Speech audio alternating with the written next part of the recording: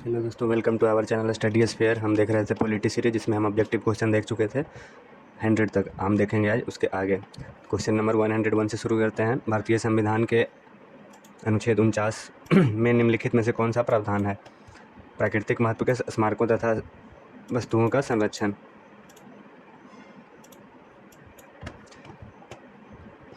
संविधान का अनुच्छेद 49 राज्य की नीति निर्देशक सिद्धांतों के अंतर्गत आता है और प्राकृतिक महत्व के स्मारकों और स्थानों और वस्तुओं का संरक्षण से संबंधित है। भारतीय संविधान का कौन सा अनुच्छेद मौलिक अधिकारों को लागू करने के लिए संवैधानिक उपचार प्रदान करता है? अनुच्छेद 32।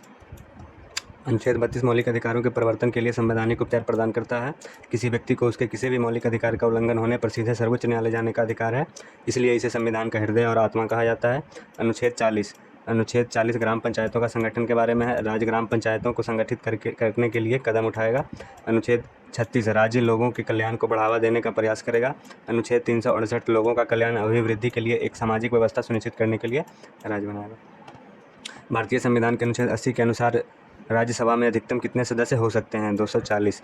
भारत के संविधान के अनुच्छेद 80 के अनुसार राज्यों को परिषद की संरचना में शामिल है। पहला, राष्ट्रपति द्वारा मनोनीत किए जाने वाले 12 सदस्य। राज्यों और केंद्र शासित प्रदेशों के 238 से अधिक प्रतिनिधि नहीं। 104 भारतीय संविधान के किस अनुच्छेद के अंतर्गत एक मंत्रिमंडल का होना अनिवार्य है, जिसका मुखिया प्रधानमंत्री होगा? अनुच्छेद 74 के 1 में। संविधान अनुच्छेद 74 के अनुसार राष्ट्रपति का सहायता और सलाह देने के लिए प्रधानमंत्री के साथ मंत्रिपरिषद होगी, जो अपने कार्यों को अभ्यास में ऐसी सलाह के अनुसार कार्य करेगी, बशर्ते कि राष्ट्रपति मंत्रिपरिषद से ऐसी सलाह पर पुनर्विचार करने की अपेक्षा कर सकता है, या तो आमतौर पर या अन्यथा, और राष्ट्रपति इस तरह के पुनर्विचार के बाद की गई सलाह के अनुसार करेगा। संविधान के किस अनुच्छेद के अंतर्गत चुनाव आयोग संसद और राज्य विधानसभा के चुनाव करवा सकता है? 324। संविधान के अनुच्छेद 324 में प्रावधान है कि संसद, राज्य विधानसभा, भारत के राष्ट्रपति के कार्यालय और भारत के उपराष्ट्रपति के कार्यालय के चुनावों के अधीक्षण, निर्देशन और नियंत्रण की शक्ति चुनाव आयोग में निहित होगी।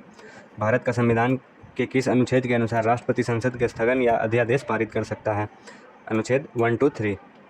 भारत के संविधान के अनुच्छेद 123 भारत के राष्ट्रपति को संसद के अवकाश के समय अध्यादेश जारी करने का अधिकार देता है। अनुच्छेद 232 जिला न्यायाधीशों की नियुक्ति। भारतीय संविधान का अनुच्छेद 312 संसद को संघ और राज्यों के लिए एक से एक अधिक अखिल भारतीय सेवाओं, एक अखिल भारतीय न्यायिक सेवा सहित बनाने का अधिकार है। भारत के संविधान के अनुच्छेद 213 अध्यादेश बनाने की शक्ति राज्यपाल से संबंधित है। भारत के संविधान के भाग 4A अनुच्छेद 51A में कितने मौलिक कर्तव्यों को निर्धारित किया गया है? 11।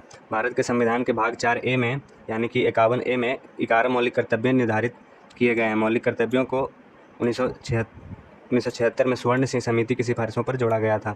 प्रारंभ में वे 10 थे, लेकिन 86वें संविधान संशोधन अधिनियम के साथ 11वां ऐसा कर्तव्य जोड़ा गया। भारतीय संविधान की 8वीं अनुसूची के अनुसार कितनी भाषाओं का अनुसूचित भाषाओं में गिना गया है? 22। भारत के संविधान की 8वीं अनुसूची के अनुसार 22 भाषाओं का अनुसूचित भाषा कहा जाता है। निम्नलिखित में से किस अनुच्छेद के अंतर्गत 6 से 14 वर्ष के बच्चों को मुफ्त और अनिवार्य शिक्षा मौलिक अधिकार के रूप में सुनिश्चित की गई है? 21A में।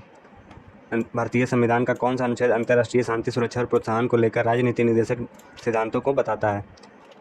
अनुच्छेद 51 में। भारतीय संविधान के अनुच्छेद 51 के अनुसार राज्य प्रयास करेगा कि अंतर्राष्ट्रीय शांति और सुरक्षा को बढ़ावा देना, राष्ट्रों के बीच न्याय संगत और समाजजनक संबंध बनाए रखना, एक दूसरे के साथ संगठित लोगों के व्यवहार में अंतर्राष्ट्रीय कानून और संधि दायित्वों के लिए सम्मान को बढ़ावा देना, और मध्यस्थता द्वारा अंतर्राष्ट्रीय विवादों के निपटारे को प्रोत्साहित करना। संविधान के किस अनुच्छेद का संबंध नए राज्यों के गठन से है? अनुच्छेद 3 से। भारत के संविधान के तहत अनुच्छेद 3 नए राज्यों के गठन और मौजूदा राज्यों के क्षेत्रों, सीमाओं, नामों के परिवर्तन से संबंधित है। अनुच्छेद 4 पहली अनुसूची में परिणामी परिवर्तन की अनुमति देता है, यानी भारत संघ में राज्यों के नाम, और चौथी अनुसूची यानी प्रत्येक राज्य के लिए राज्यसभा में आवंटित सीटों की संख्या। अनुच्छेद 2 नए राज्यों की स्थापना। अनुच्छेद 5 संविधान के प्रारंभ में नागरिकता। निम्नलिखित में से किसने भारतीय संविधान के अनुच्छेद 370 का प्रारूप तैयार किया था? गोपाल स्वामी अयंगर। जम्मू कश्मीर को विशेष दर्जा देने वाले संविधान के अनुच्छेद 370 का मसौदा गोपाल स्वामी अयंगर ने तैयार किए थे। भारतीय संविधान के किस अनुच्छेद में धन विधेयक की परिभाषा दी गई है? अनुच्छेद 110 में। धन विधेयक की परिभाषा भारत के संविधान के अनुच्छेद 110 के तहत दी गई है। किस अनुच्छेद के तहत भारतीय संविधान भारतीय नागरिकों के 6 मौलिक अधिकारों की स्वतंत्रता की गारंटी देते हैं? अनुच्छेद 19। संविधान के अनुच्छेद 19 के अनुसार सभी नागरिकों को अधिकार होगा भाषण और अभिव्यक्ति की स्वतंत्रता के लिए, शांतिपूर्वक और बिना हथियारों के इकट्ठा होने के लिए, संघ बनाने के लिए, भारत के पूरे क्षेत्र में स्वतंत्र रूप से घूमने के लिए, भारत के क्षेत्र के किसी भी हिस्से में रहने और बसने के लिए, किसी पेशे का अभ्यास करना या कोई व्यवसाय, व्यापार या व्यवसाय करना। भारतीय संविधान का कौन सा अनुच्छेद कहता है कि किसी भी नागरिक से उसके धर्म, नस्ल, जाति, लिंग या जन्म स्थान के आधार पर भेदभाव नहीं किया जा सकता है?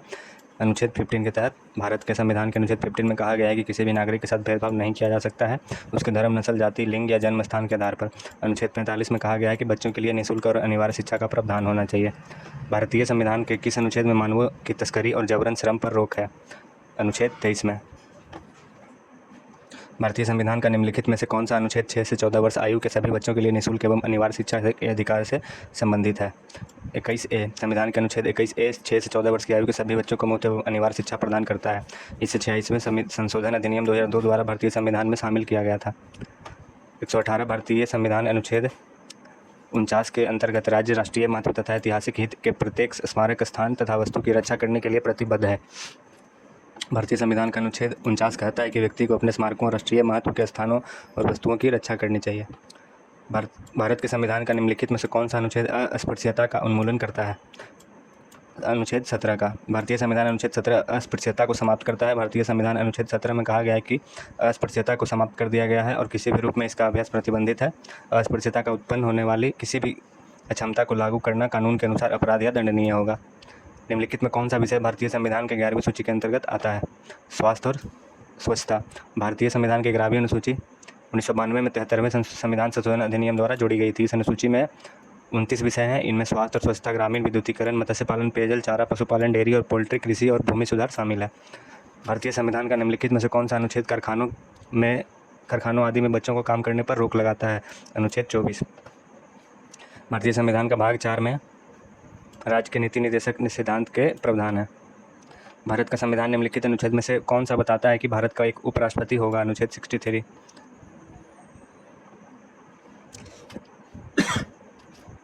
जैसा कि दोस्तों हम लोग देख रहे हैं पॉलिटी का क्वेश्चन, अगर आपको अच्छा लग रहा हो तो आप इस चैनल को सब्सक्राइब कर सकते हैं, दोस्तों के साथ शेयर कर सकते हैं।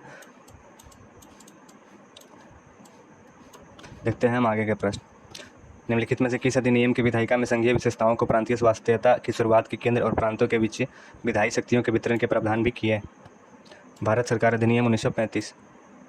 अनुसूचित जातियों को अनुसूचित जनजातियों के लिए सीटों के आरक्षण की अवधारणा लोकसभा को भारत के संविधान के अनुच्छेद 330 को भारत के संविधान के अनुच्छेद में रेखांकित किया गया है।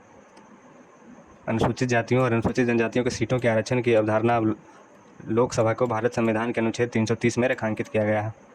भारत के संविधान के निम्नलिखित अनुच्छेदों में से किसमें जीएसटी परिषद का गठन का प्रावधान है? अनुच्छेद 279 का ए। भारत के संविधान का अनुच्छेद 21A शिक्षा का अधिकार प्रदान करता है।